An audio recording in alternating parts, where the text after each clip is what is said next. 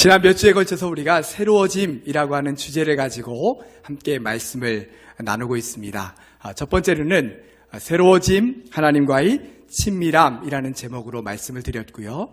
두 번째로는 새로워짐, 그리스도께로 자라감이라는 제목으로 말씀을 드렸습니다. 올해 우리의 신앙이 새로워지길 원하는데 새로워짐의 첫 번째 목적은 하나님과 더 친밀해지자는 것입니다.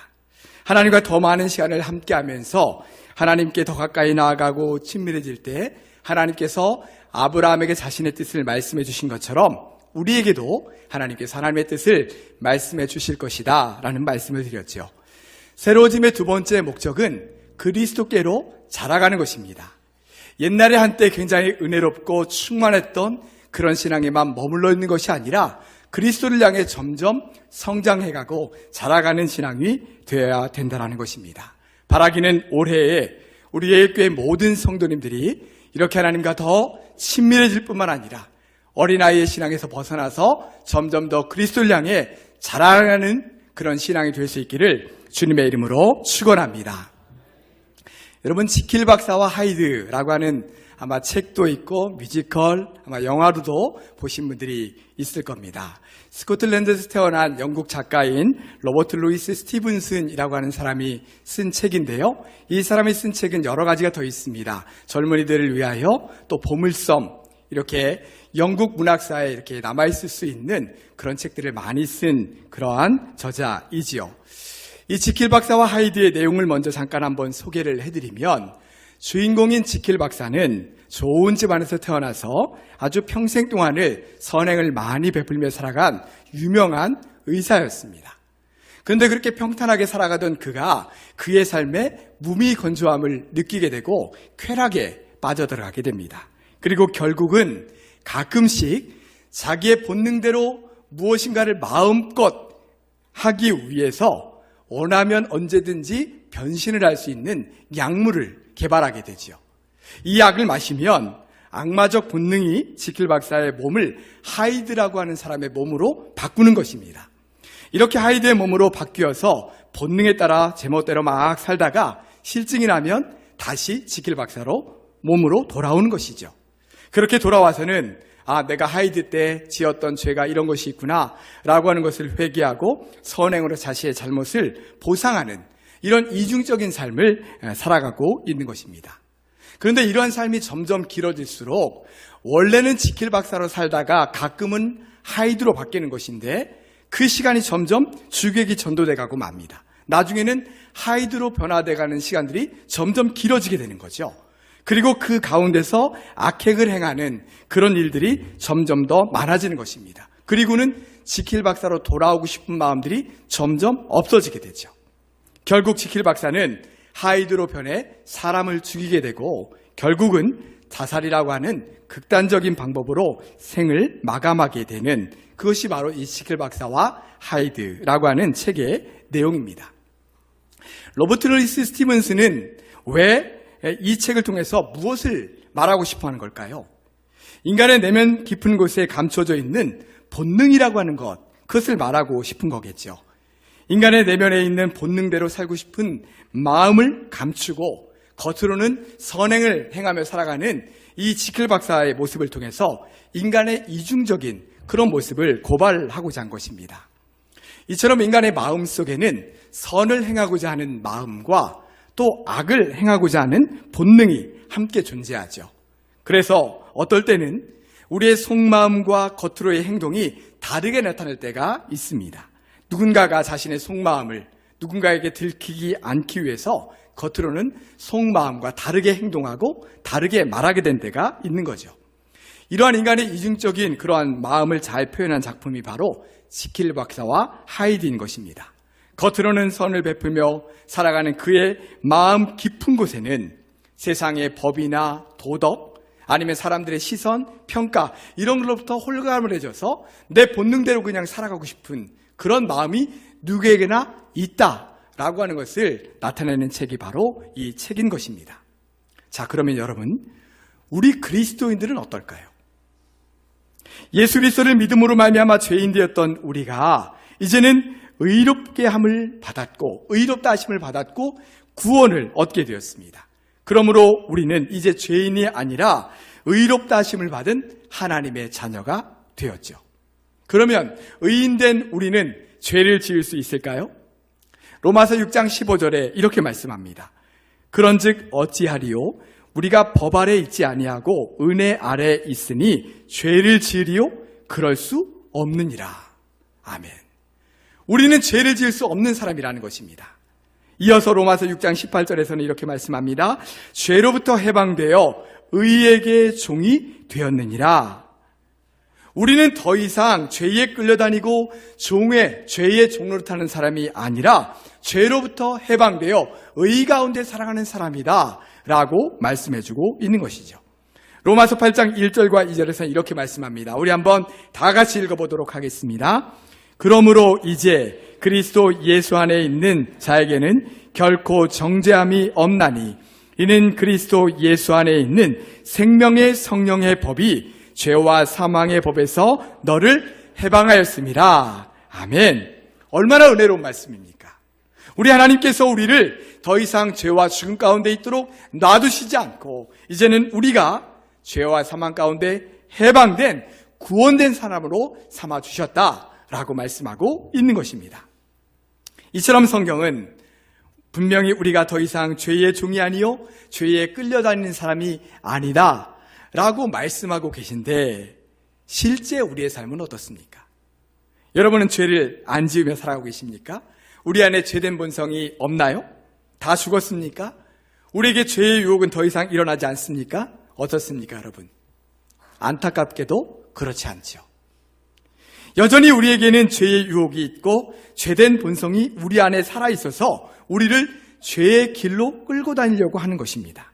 그것도 아주 멀리에서 자 여기는 죄다 이렇게 손짓하는 것이 아니라요. 늘 우리 옆에서 바로 옆에서 우리 옆에서 도사리고 꿈틀이고 있는 것 그것이 바로 죄라는 것입니다. 자 그러면 성경이 우리에게 거짓을 말씀하신 것입니까? 그렇지 않습니다. 그럼 성경이 말씀하고 있는 의미는 무엇일까요? 성경은 우리의 영적인 상태, 영적인 신분이 바뀌었다고 말씀하는 것입니다. 우리는 원래 죄의 종이었고 죄로 말미암아 죽을 수밖에 없었던 사람들이었는데 이제는 죄로부터 해방되었고 하나님의 자녀가 되었다라고 말씀하고 있는 거죠. 그래서 이제는 더 이상 죄로 말미암아 죽지 않고 영원히 살 수 있는 존재가 되었다라고 하는 것을 말씀하고 있는 것입니다. 그러나 그렇다고 해서 우리 안에 있는 죄의 유혹이나 죄된 본성이 완전히 사라진 것은 아닙니다. 더 이상 죄와 죽음에 매이지 않고 죄로 인해 죽지 않는다는 것이지 죄가 우리에게서 완전히 떠나가고 우리는 죄와 전혀 상관없이 살아간다. 그것이 아니라는 것입니다. 이러한 우리의 영적인 상태를 가장 잘 표현한 분이 바로 사도 바울입니다. 여러분 사도 바울하면 성경에서 나오는 가장 위대한 신앙을 가진 분 중에 한 분이다라고 우리는 기억하고 있죠.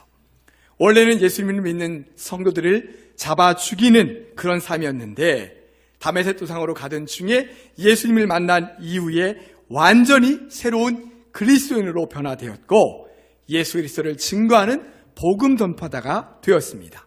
그로 인해 소아시아에 많은 교회들을 세우게 되었고 그로 말미암아 영적인 부흥이 막 일어나게 되었습니다.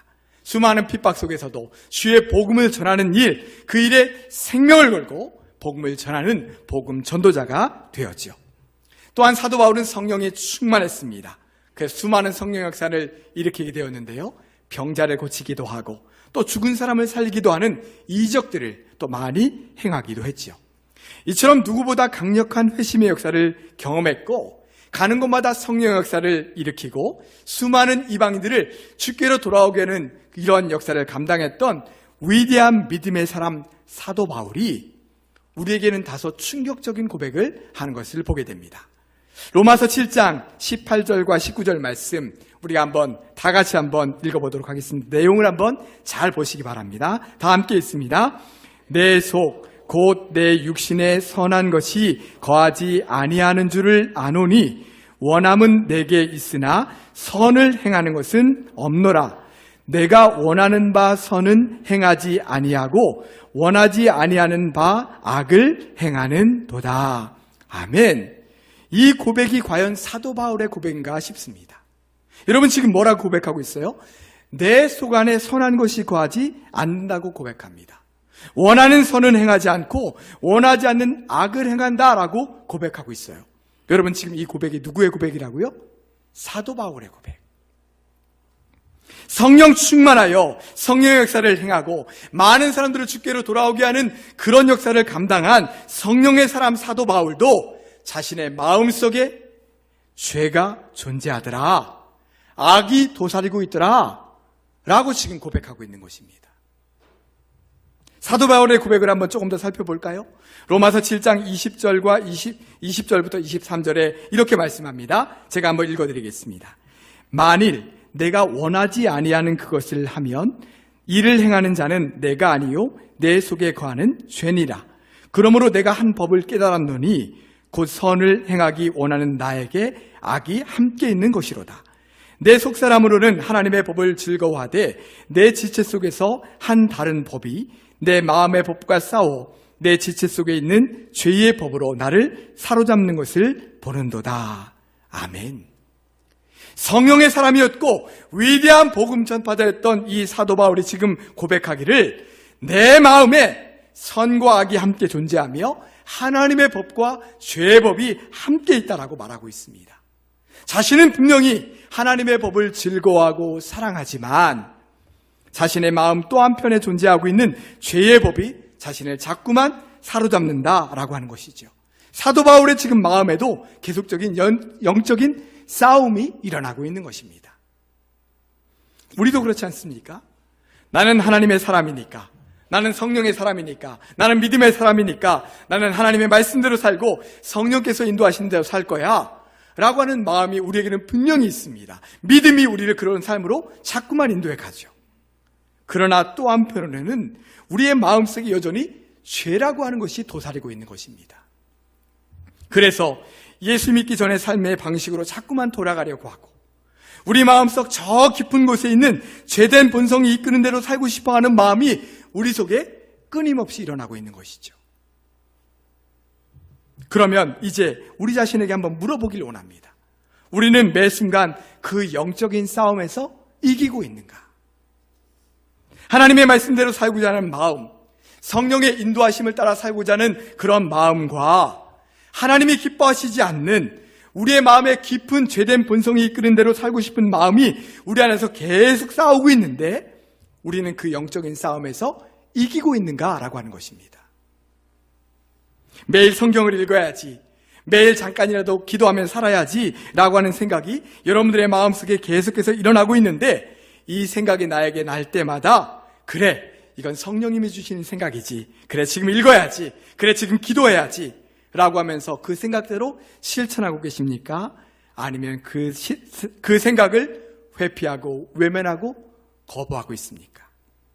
지금 내 앞에 일어나는 중요한 일을 결정해야 되는데, 아니면 나에게 근심이 되는 일들이 있는데 내 생각, 내 경험, 내 판단, 내 머리를 가지고 결정하고 있습니까?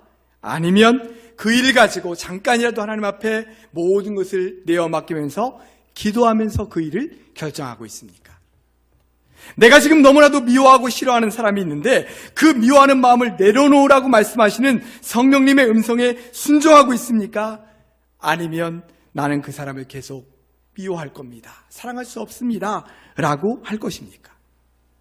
우리 마음속에는 하루에도 수십 번씩, 아니 삶의 모든 순간마다 하나님의 사람으로 성령의 인도하심을 따라 살 것인가, 아니면 우리 속에 도사리고 있는 죄의 그 목소리를 들으면서 살 것인가 라고 하는 이 둘 사이에서 우리는 늘 선택하며 살고 있는 것입니다. 다만 우리가 의식하지 못할 뿐이죠. 이건 하나님께서 주시는 생각, 이건 마귀가 주는 생각, 이렇게 막 오면서 우리에게 알려주는 것이 아닙니다. 아무런 자각 없이 매 순간 생각하고 결정하고 해나가는 그 일들 속에서 이러한 영적인 싸움이 계속해서 일어나고 있는 것이죠.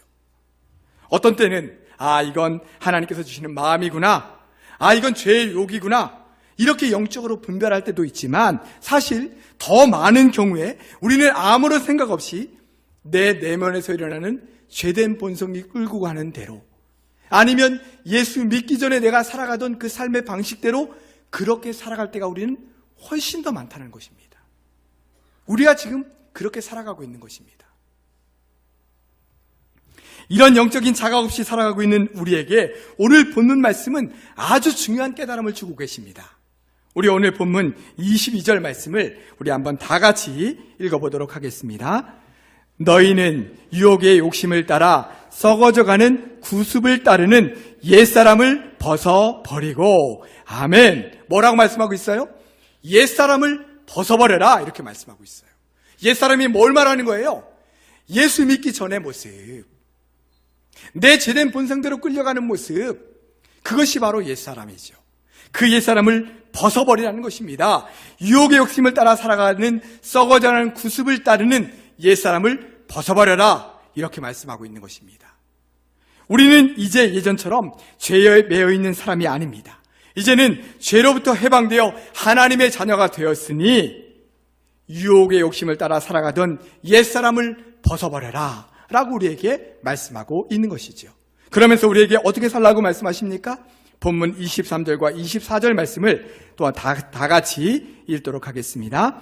오직 너희의 심령이 새롭게 되어 하나님을 따라 의와 진리의 거룩함으로 지으심을 받은 새 사람을 입으라. 아멘.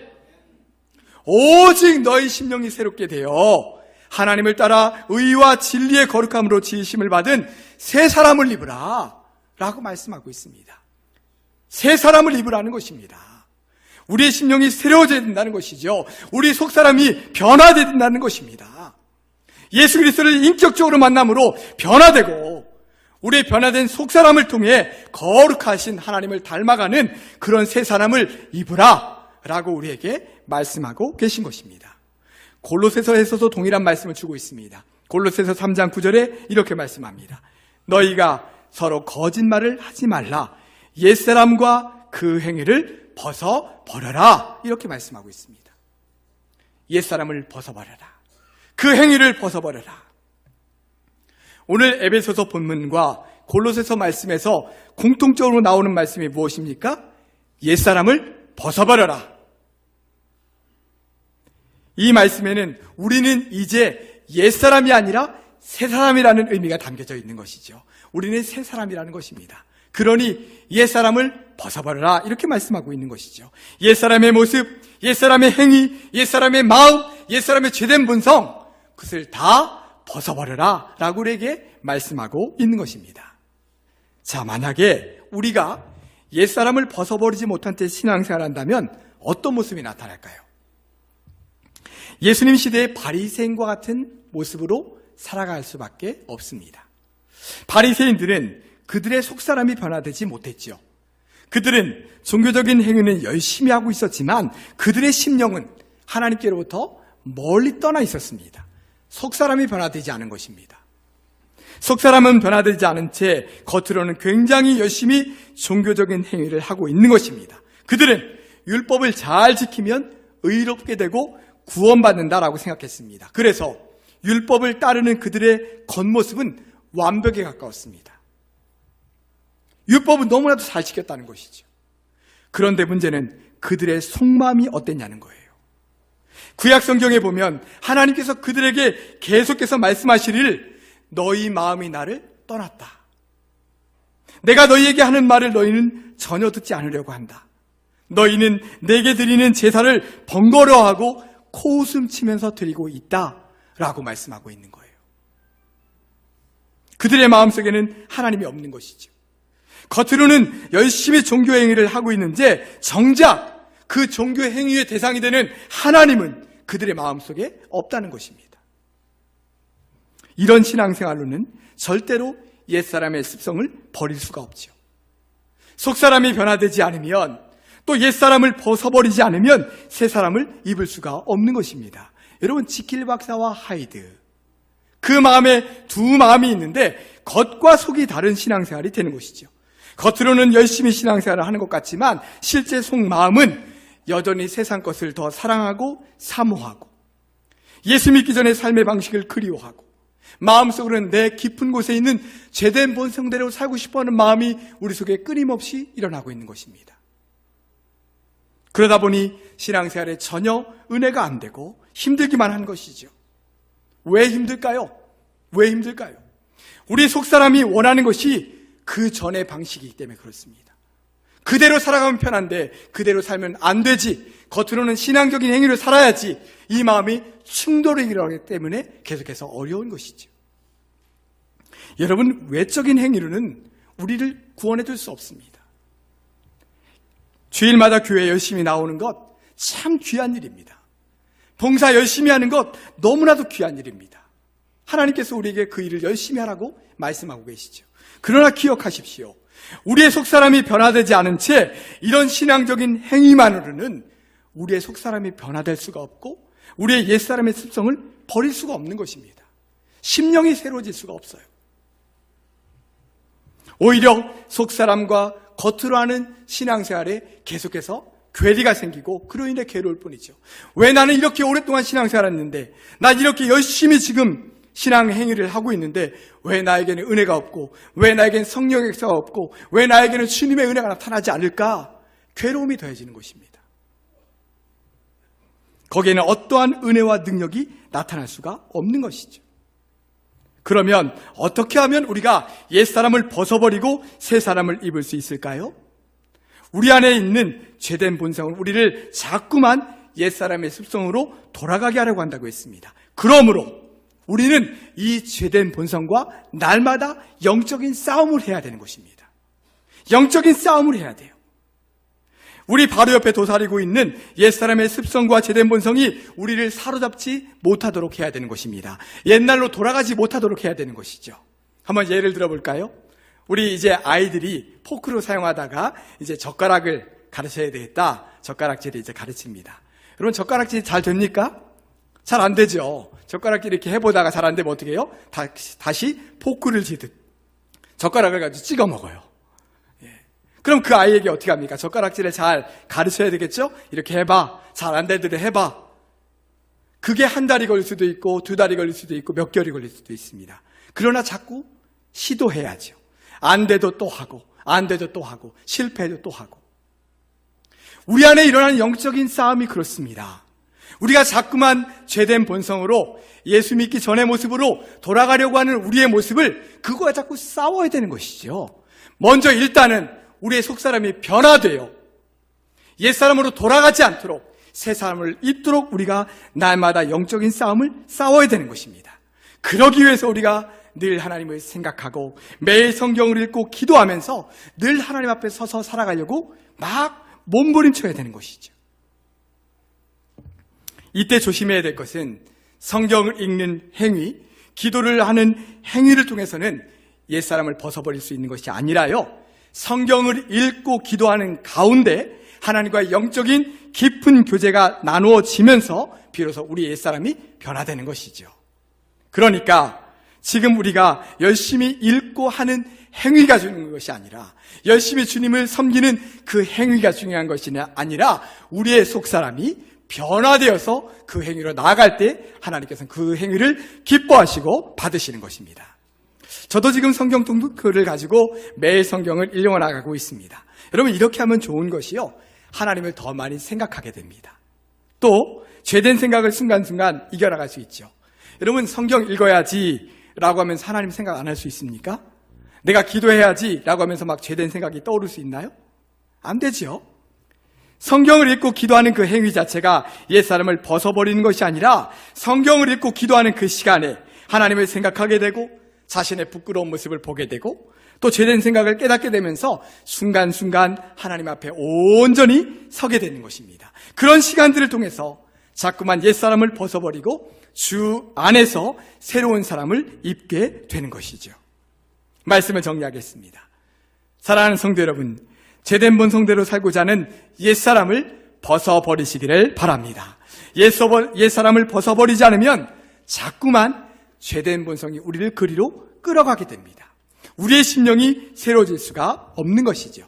그러므로 날마다 이 죄된 본성과 치열한 영적인 싸움을 해나가시기를 바랍니다.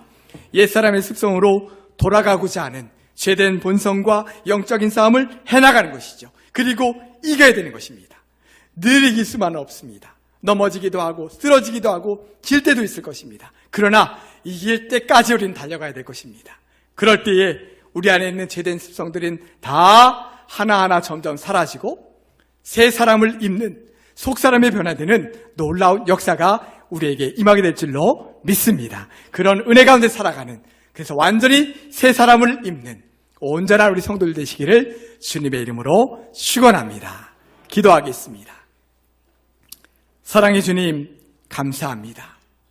우리 안에 있는 여전히 우리를 끌고 가려고 하는 죄된 습성, 그것과 우리가 날마다 싸울 수 있도록 주님 도와주시옵소서. 지지 않도록 주님 도와주시옵소서. 우리의 속사람이 먼저 변화될 수 있도록 인도하여 주시옵시고, 옛사람을 벗어버리고 새 사람을 입는 온전한 삶이 될 수 있도록 인도하여 주시옵소서. 그래서 우리의 모든 신앙적인 행위가 우리의 속사람이 변화된 가운데 이루어져 하나님께 영광 돌리고 충만한 하나님의 은혜와 복이 아버지는 넘치는 귀한 은혜의 삶을 살아갈 수 있도록 역사하여 주시옵소서. 예수님의 이름으로 기도드리옵나이다. 아멘.